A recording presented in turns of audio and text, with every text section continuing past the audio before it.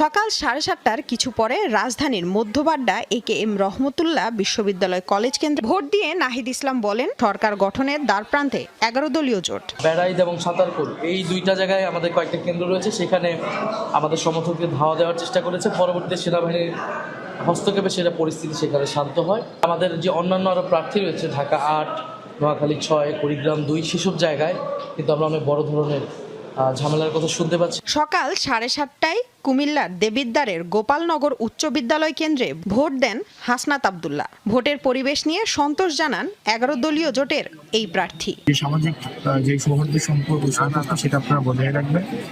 শুধু ভোটাধিকার প্রয়োগের জন্য নিজেদের মধ্যে কোনো ধরনের নেতিবাচক সম্পর্ক আমরা প্রত্যাশা করি। 11 দলীয় জোটের আরেক আসনের প্রার্থী সার্জিস আলম জানান, ভোটের পরিবেশ সুষ্ঠু আছে। জীবনের প্রথমবারের মতো জাতীয়